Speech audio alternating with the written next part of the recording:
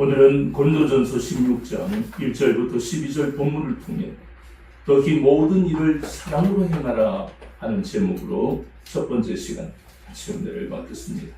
오늘 본문에 보니까 사도 바울이 이 권고를 하고 있는 내용을 알겠다. 이 고린도 교회와 그리고 아시아와 유럽에 있는 교회들을 향해서 권고를 하더라. 무슨 내용인가? 그것은 바로 1절에 보니까 갈라디아 교회들이라는 복수가 나온 것은 갈라디아 교회뿐만 아니라 갈라디아 지방에는 하나님이 세우신 그 교회들이 많기 때문에 갈라디아 지역입니다.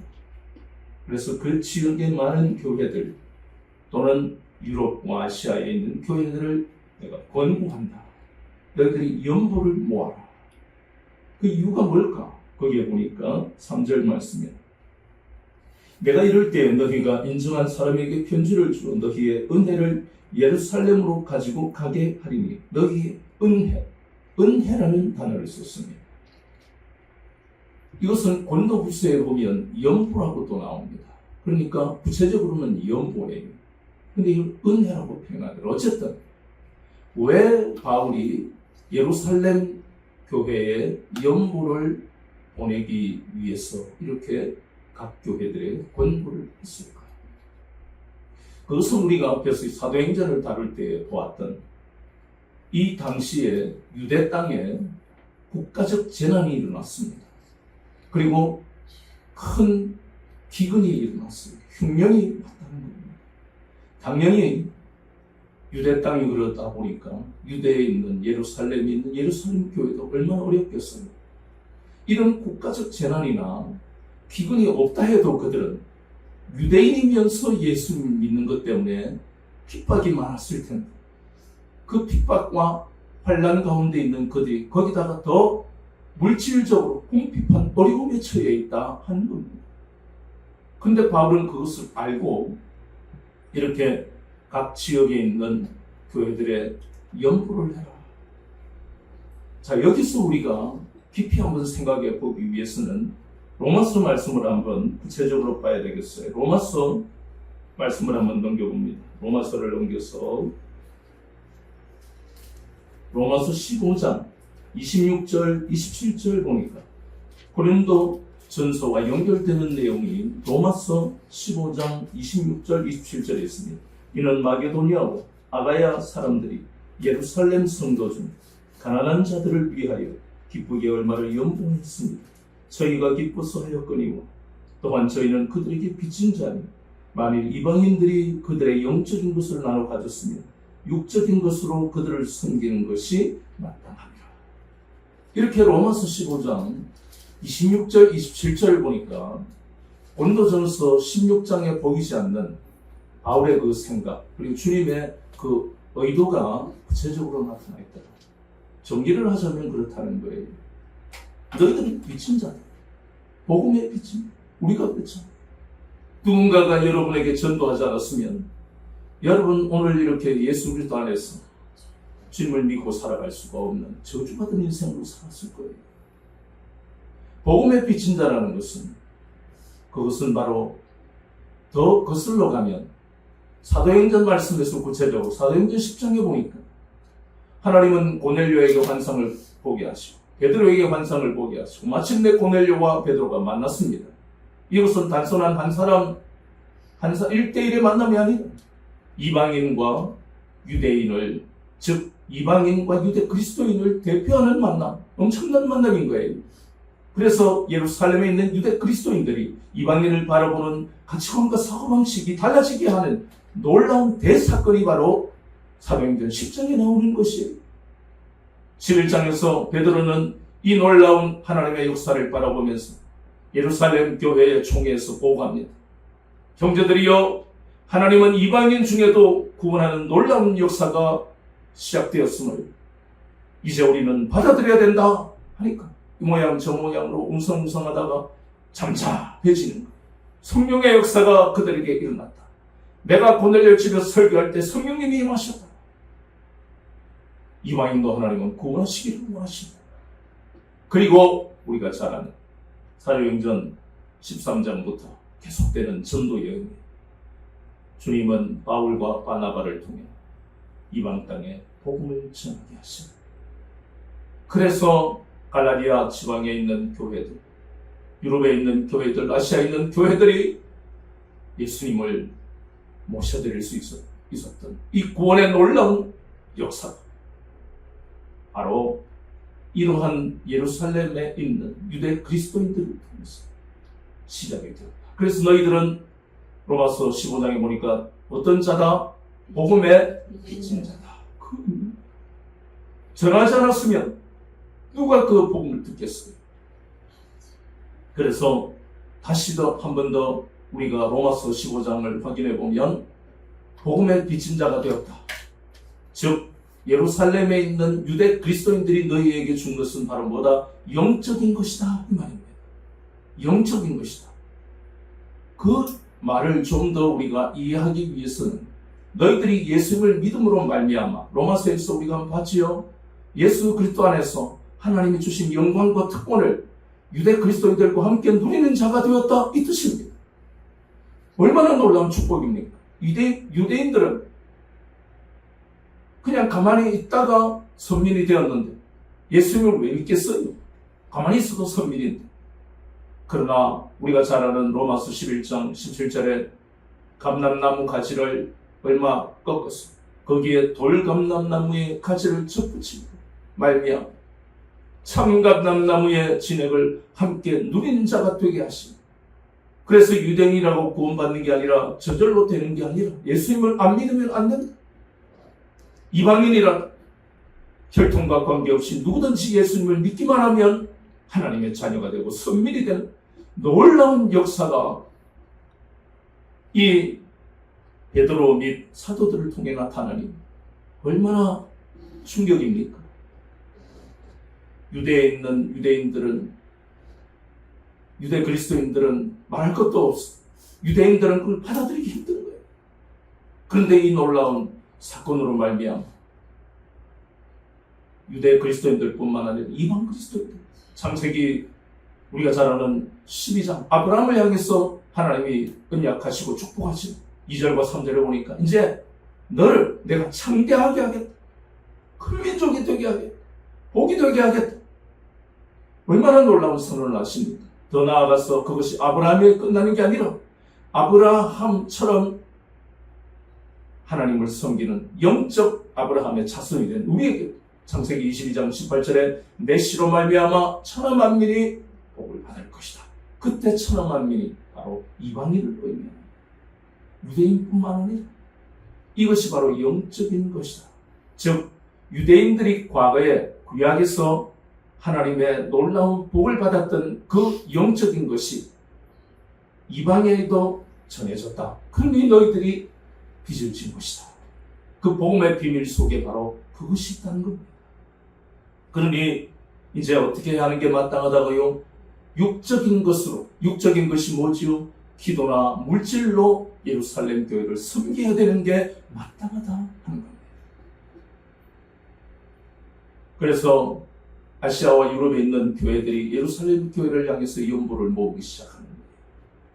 그것은 바로 빚을 진 사람은 빚을 갚아야 됩니다. 사랑의 빚을 졌고 복음의 빚을 졌습니다. 바울은 또 계속해서 말합니다. 바울이 지도자의 위치에 있으니까 이런 것을 공부하고 있잖아요.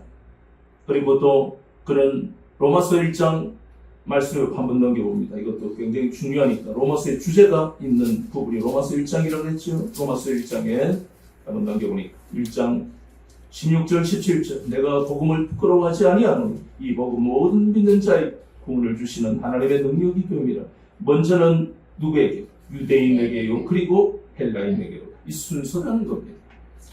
유대인이 먼저, 그 다음이 이방인이.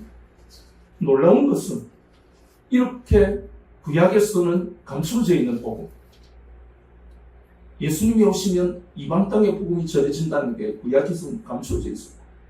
이제 이것이 먼저는 유대인이고 그 다음은 헬라인, 이방입니다. 바울은 그것을 주님께로 듣고 그래서 그가 결국은 복음으로 말미암아 예수님으로 말미암아 의롭게 되었다. 그러니까 그걸 우리는 신학적으로 이신칭이라 그럽니다. 믿음으로 말미암아 칭의, 의롭다 함을 우리는 불의한 인간들 아닙니까? 이 땅에 의로운 인간 아무도 없습니다. 의인이라는 이름 붙여도 그건 그냥 이름만 붙인 거죠. 의로운 사람이 없습니다. 예수 그리스도로 말미암아 의롭게 된 것이에요. 그런데 바울은 유대 그리스도인, 그도 유대인이잖아요. 바나바도 유대인이잖아요. 그런데 그들은 유대 땅에서 복음을 전한 게 아닙니다. 거기에서도 물론 동족을 향해서 복음을 증거하기는 했지만 쫓겨났잖아요. 핍박을 받고. 그래서 그가 이방인의 사도로 가는 거예요. 유대인이면서 이방인의 사도. 그러면서 주님의 그 뜻을 깨닫고, 나는 바로 이방인의 사도로 가는 것은 바로 하나님이 이 로마서 1장 16절 17절을 주님이 적게 하시는 그 의도, 주 예수 그리스도 안에서 유대인과 이방인이 하나가 되는 이 놀라운 것을 위해서 나를 보내셨구나. 구약에 보면요, 이게 참 어마어마한 사건인데, 이사야서 2장 3절에 보니까 율법이 시온으로부터 나올 것이요 여호와의 말씀이 예루살렘에서부터 나올 것이냐. 이 이사야서 예언에 보면 2절 이렇게 나오는 이 말씀은, 그래서 유대인들은 자부심, 또 아주 오만한 마음을 가지게 된 거예요. 자기로부터 모든 게 율법을 받았으니까 하나님의 말씀이 자기들로부터 시작된 것이다. 그런데 놀라운 것은 바울을 통해서, 바울 서신 중에 에베소서 1장 10절에 하늘에 있는 것이나 땅에 있는 것이나 땅 아래에 있는 것이나 모든 것이 예수 그리스도 안에서 통일되게 하려 하심이라. 주님이 이 땅에 오신 이유가 바로 그것이다. 유대인이든 혹은 이방인이든, 남자든 여자든, 아이든 어른이든 인종과 관계없이 차별하지 아니하시고 오직 예수 그리스도 안에서 하나가 되게 하시려는, 더 구체적으로 2장 14절에 그는 우리의 화평이신데 둘로 하나를 만드사 중간에 막힌 담을 자기 육체로 하시고, 이 놀라운 복음으로 말미암아 유대인 이방인의 구별이 없어졌다는 것을 바울은 아시아와 유럽을 다니면서 특히 전도의 그런 하나의 접촉점으로 회당을 지혜롭게 사용했잖아요. 회당에 가면 아무나 와서 이렇게 강대상에서 자, 오늘은 이사야서 55장 봅니다 하면서 그걸 복음으로, 유대인 자기 동족을 사랑하니까, 유대인이 먼저고 이방인이 다음이지 유대인만 처음이고 끝이 아니다. 복음으로 불고 복음을 설명해줘, 복음을 전파. 그 속에는 유대인에 대한 동족에 대한 사랑과, 그리고 이방 땅에 잘못된 헬라 문화와 철학으로 살아가는 잘못된 가치관과 사고방식으로 살던 사람에게 영혼을 사랑하는 그 마음, 그는 부지런히 이 복음을 들고, 우리가 오늘 본문에 나오는 것처럼 5절부터 내가 마게도니아를 갈 것이다. 그리고 고린도를 한번 돌아보고 싶은 계획이 있다. 그런데 잘 안 되네. 에베소로 가겠다. 이게 바로 우리가 잘 아는 사도행전에 보이는 1차, 2차, 3차 전도 여행. 바울이 왜 이 일을 합니까? 부름을 받았고, 자기는 괴수죄인으로 참 하나님 앞에 큰 죄를 지었지만 모든 죄를 용서하시고 이 거룩한 이방인의 사도로 쓰시는 것을 감사합니다. 이 일을 감사함으로 감당하잖아요. 에베소에는 얼마나 핍박, 거기에 우리가 잘 알다시피 사도행전을 보면 맹수라고 해요. 맹수. 얼마나 에베소 사람들이 강팍한지 맹수같이 덤벼들고 바울을 죽이고, 그뿐만 아니잖아요. 우리가 잘 아는 이고니온에서 핍박을 받고 루스달에 가니까 돌을 던지고 죽이려고 했잖아요. 이러한 모든 핍박 속에서도 그가 전도 여행을 멈추지 않았던 것은 단 한 가지입니다. 주님의 마음이에요. 주님이 가졌던 가장 큰 마음이 바로 영혼을 사랑하는 마음이잖아요.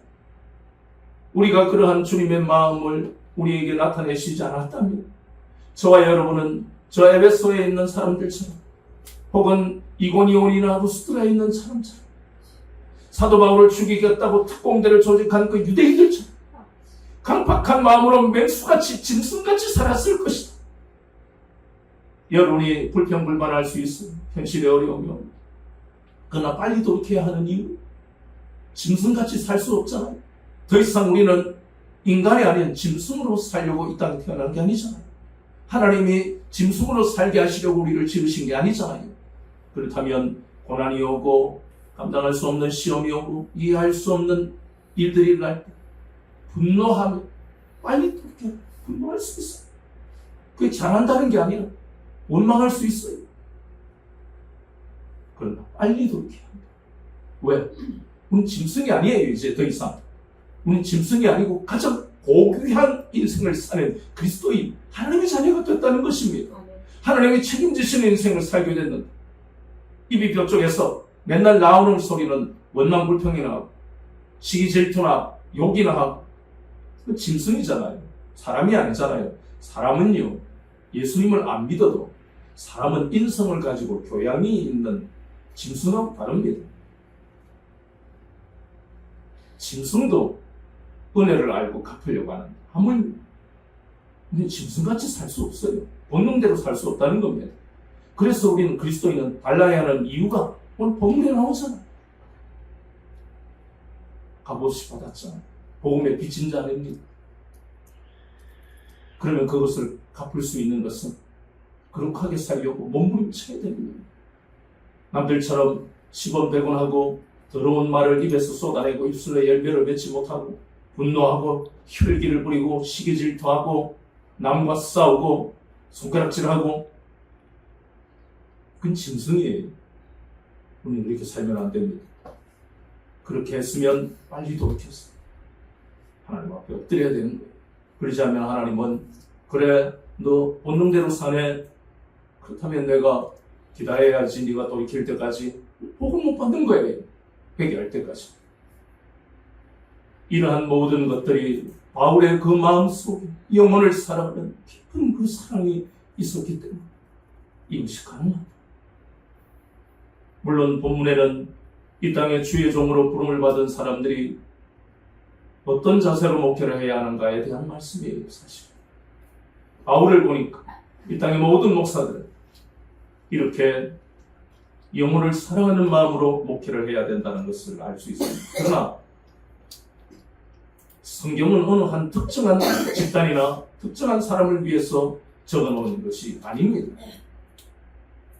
주의 종뿐만 아니라 이 땅의 모든 구원받은 성도들을 향해서 그리고 가정의 가장들을 향해서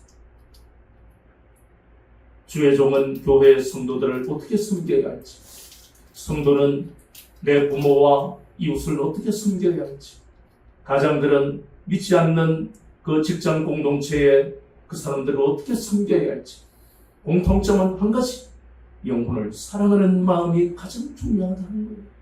영혼 사랑의 마음이 없으면 아무 의미가 없는 거예요. 고린도전서 13장 봤잖아요. 사람의 방언과 천사의 말을 알지라 사랑이 없으면 손이라는 구리가 되고 울리는 꽹과리가 되고, 소리 나고 울리기만 하면 그게 무슨 음악이 되겠어요? 남들에게 짜증만 주잖아요. 시끄럽다고. 소음이 되는 겁니다. 방언 1시간 동안 해본들 그 마음에 사랑이 없으면 소음이다. 나 방언 받았는데 자랑밖에 안 돼. 참 무서운 말씀 아닙니까? 고린도전서 13장 소음이라고. 성경은 소음, 방언 자랑할 게 하나도 없다. 내가 사랑 없이 기도하면 그것은 소음이라는 거예요. 무서운 두렵고 떨리는 마음으로 스스로 돌아봐요. 그리고 믿음이 있다고 자랑할 것도 못 되니 산을 옮길 만한 믿음이 있어. 사랑이 없으면 아무것도 안 해. 그러니 우리는 다시 본문에 돌아왔어.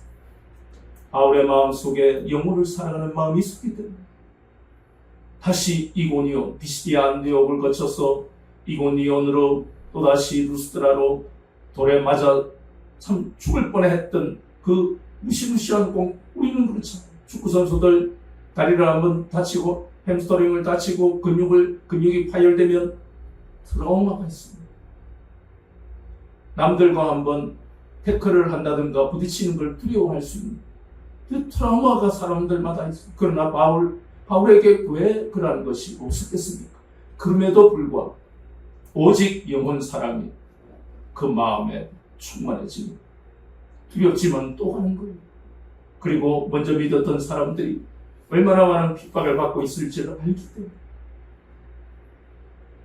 믿음의 든든히 설 수 있도록 또 기도해주고 또 기도해주고, 그래서 하나님은 루스드라에서 디모데를 만나는 놀라운 은혜를 베풀어 주셨잖아요. 영혼 사랑의 결과는 항상 축복입니다. 여러분의 마음속에 방언을 하든 살아가면서 믿지 않는 직장 사람들과 만나든 이웃과 만나든 믿지 않는 부모 형제를 만나든 영혼 사랑의 마음으로 그들에게 다가가면 항상 하나님은 여러분을 축복하십니다. 오묘한 방법으로 복의 길을 열어주십니다. 이것이 비밀이에요. 우리는 알아야 하고 아는 것을 실천해야 됩니다. 사랑의 실천이 신앙인에게 가장 중요한 것입니다. 내 교회에 내 성도, 내가 섬기는 목사님을 사랑할 줄 모르면 그것은 복을 못 받는 거예요. 신앙 공동체 내에서도 못하는데 다른 데서 내 부모, 믿지 않는 부모 형제 어떻게 사랑해요? 거짓말이에요. 미선이에요. 바울처럼 거창하게 복음 전파를 위해 영혼을 사랑해야지 그런 마음 안 가져도 돼요. 여러분이 섬기는 교회 목사를 여러분이 사랑하고, 여러분이 섬기는 교회 성도들을 사랑하고, 그게 되어 있는지를 먼저 돌아봐라. 비판하려고 하는 마음은 사랑이 아니에요. 그래서 우리는 바울처럼 지도자가 되지 못했다 할지라도 영혼을 사랑하는 마음으로 신앙생활을 해야 하는 것은 신앙생활에서 가장 중요한 것이구나.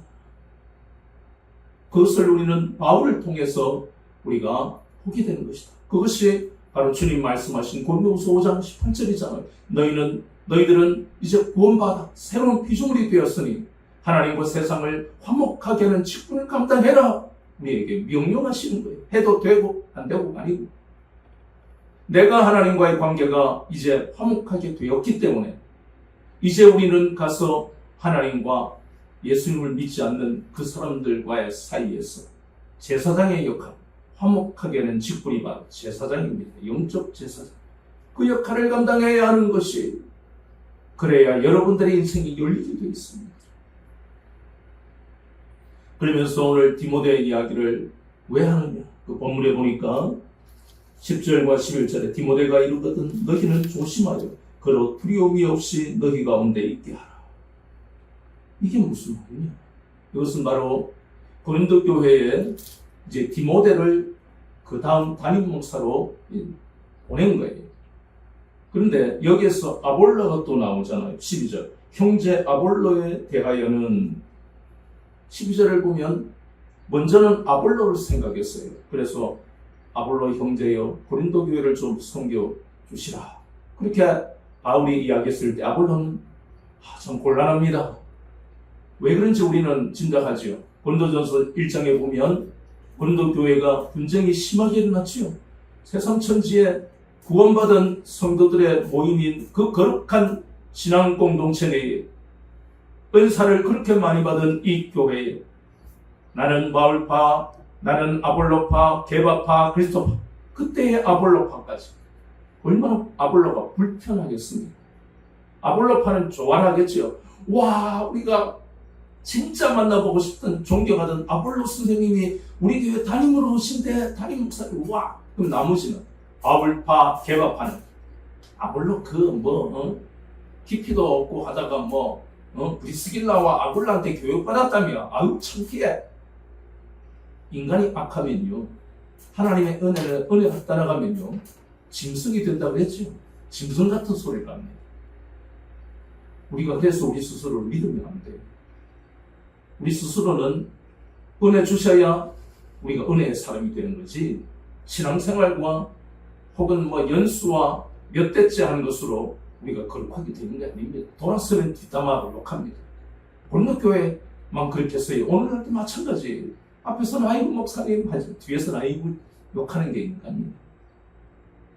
얼마나 우리가 짐승 같은 인생을 계속 살 겁니까? 우리가 이러한 성경 말씀으로 변화되고 거룩하게 되지 않는다면 희망이 없습니다.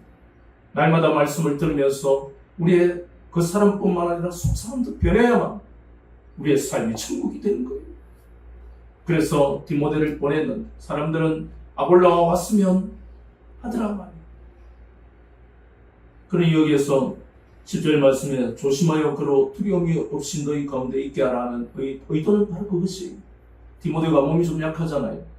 그리고 사람들마다 나는 디모데 목사님보다 아볼로 목사님이 좋아. 사람들마다 자기 좋아하는 기호를 우리가 나쁘다고 할 수는 없어요.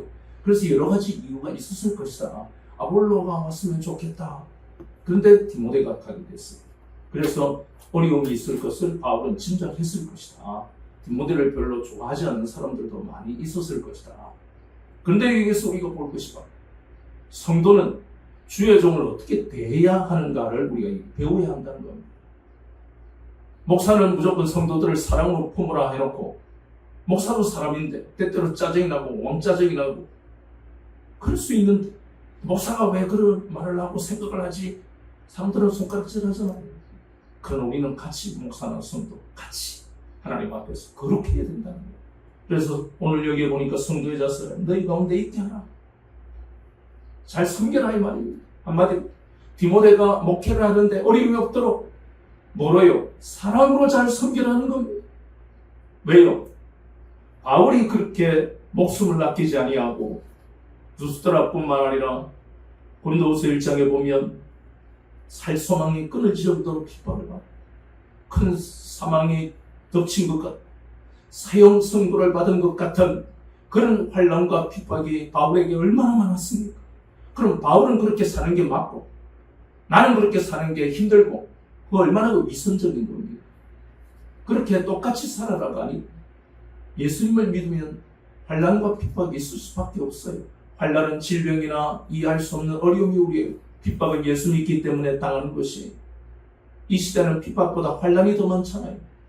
어쨌든 그러한 중에 있더라도 우리는 바울을 통해서 그 바울의 마음속에 그리스도의 고난에 참여한다는 것이 바로 영혼을 사랑하는 마음이구나. 그것을 우리가 고린도전서 16장을 보면서 배우는 겁니다. 마찬가지로 목사를 바라보는 성도들의 마음속에 디모데를 대하는 그 자세를 고린도 교회 성도들에게 편지를 써서 바울이 교육시키는 거죠. 오늘날 이 땅에 각 교회에서 신앙생활하는 성도들 목사가 목회만 전념할 수 있도록 오직 주의 뜻을 나타내는 그 일에만 살아갈 수 있도록 성도들도 목사를 사랑으로 그 일을 하도록 섬겨야 된다는 거예요. 위선적인 것은 하나님이 다 하십니다. 겉으로는 아이고 목사님 힘드시죠? 마음이 힘들어 목사는 그게 해야지. 더 심한 말도 할 수 있고 그렇잖아요. 우리 뭐 안 그런 척 하지 말잖아요. 다 해봤잖아요. 그러나 하나님은 오늘 이 말씀을 통해서 주의 종을 어떻게 해야 되는가? 주의 일을 잘할 수 있도록 해주는 게 자기 복이잖아요. 자기가 섬기는 교회 주의 종이 주의 일을 잘하면 그대로 자기 머리로 복이 오는 거예요. 30배, 60배, 100배 오는 겁니다. 아이고 나는 목사님한테 그냥 이렇게 물 한 잔 대접했는데 하나님은 100배로 복을 주시네. 이게 하나님 나라의 비밀입니다. 세상은 이런 법이 없잖아요. 그렇잖아요. 아이고 내가 요번에 삼성전자 주식을 샀는데 저 노조가 저렇게 대만한 반 다 떨어지고 세상은 그렇잖아요. 100배가 될 수 있다가 쫄딱 그냥 다 망할 수도 있고 그러나 하나님 나라에 쌓는 것은 하나도 망하지 않습니다. 도리어 원금, 이자가 아니고 원금이 30배, 60배, 100배로 하나님 늘어나게 하시는 놀라운 거네. 나는 목사님한테 아이고 목사님 물 한 잔 목마르시죠? 요거 하나 했는데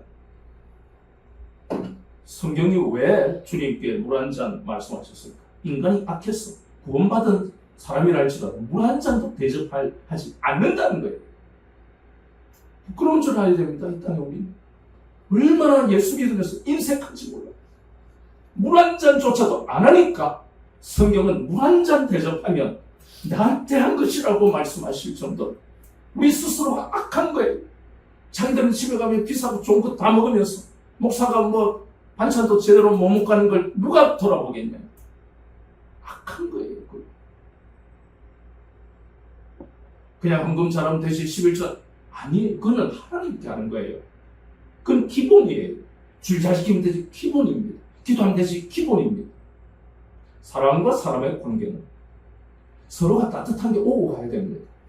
저 성도가 내한테 세상에 목사님 용돈하세요 많은 액수를 떠나서 우는 거 목사가 웁니다. 그 받으면.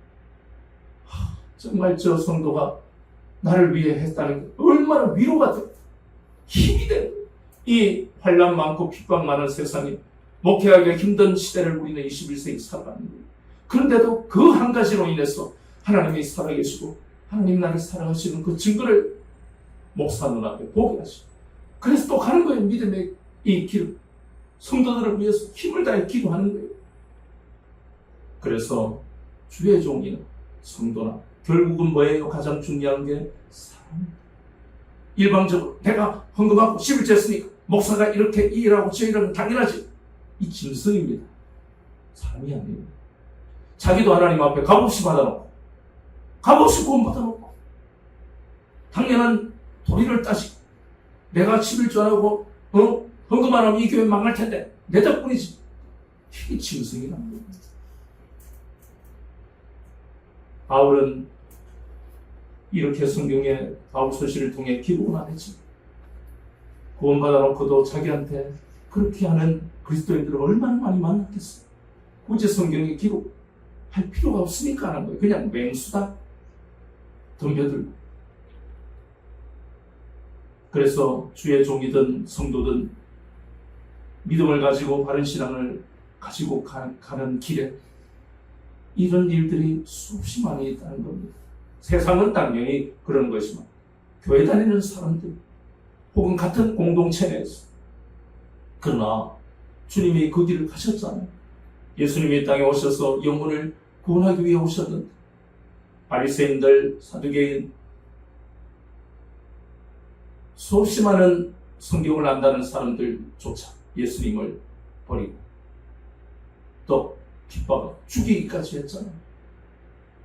그래서 바른 신앙을 가지고 바른 교회, 바른 가정, 바른 남편, 바른 아내, 바른 자녀, 바른 부모 되는 것은 너무너무 힘들어요.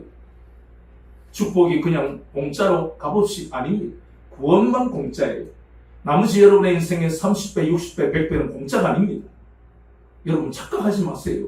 위선적인 삶을 사는데 집에서 목사역하고 나오는데 어떻게 여러분이 100배의 복을 받아요? 절대로 그런 일은 안 일어납니다. 그런 일이 일어날 수가 없어요. 그래서 끊임없이 말씀이 여러분을 권고한 그 권고를 들으시고 잘 죽고 잘 돌이키고, 저도 마찬가지. 끊임없이 우리는 이 말씀 앞에 엎드리고 나의 문제가 무엇인지, 왜냐하면 말씀이 우리의 마음을 비춰주는 거울입니다. 아, 내가 사랑이 부족하고 내가 저 성도가 이런 소리 난다고 내가 미워하는 마음이 있었고 또 회개하고 주의해줘. 성도도 마찬가지. 우리 목사님들 섭섭하게 이런 말하고 또 돌이키고 목사님 사랑해야지. 목사님 목회를 바르게 할 수 있도록 끝까지 내가 같은 마음으로 기도하고 해야지. 이게 주의 종과 성도들의 바른 자세와 관계입니다. 그런 교회는 망하지 않습니다. 그런 목사와 성도는 절대로 망하지 않습니다. 오늘 우리는 이 제목처럼 여기 모든 일을 사랑으로 행하라. 사랑은 우리가 알고 있는 그런 사랑이 아닙니다. 용서보다 더 어려운 게 사랑이라고 했습니다. 방문받기가 얼마나 힘듭니까? 산을 옮길 만한 믿음은 이 땅에 살면서 죽을 때까지 한번 받을까 말까예요. 그렇잖아요. 산을 옮길 만한 믿음은 지속성이 있고 연속성이 있고 능력입니다. 그런 거는 우리가 신앙생활 하다가 한번 받을까 말까, 안 받고 못 받고 간 사람은 천재입니다. 그런데 사랑이 없습니다. 그런 믿음도 아무것도 아니고 방언도 아무것도 아닌 것이잖아요. 그래서 오늘부터 여러분 스스로 돌아보고 내가 사랑으로 내 남편, 내 아내를 섬기고 있는지, 내 자녀를 섬기고 있는지, 내가 다니는 교회 목사님을 사랑으로 섬기고 있는지, 주의 종도 성도들을 사랑으로 섬기고 있는지 우리 각자가 심각하게 생각. 그렇지 않으면 축복이 없다는 것을 무섭고 두렵고 떨리는 마음으로 받아들였어. 하나님이 열어주실 놀라운 일들 믿음으로 바라보고 기도하기 이전 스스로의 신앙에 사랑이 있는지, 사랑으로 행하고 있는지 늘 돌아보시고, 그래서 사랑으로 행하고 있다면 앞에 태산 같은 문제가 있다 할지라도 하나님이 다 내 입에 기도의 능력을 주셔서 타작기가 되게 하셔서 가루가 되게 하시고 회리바람으로 그 태산을 날려버리시는 놀라운 역사를 체험하는 능력 있는 삶을 살아가는 여러분들이 되시길 우리 주 예수 그리스도 이름으로 축원합니다.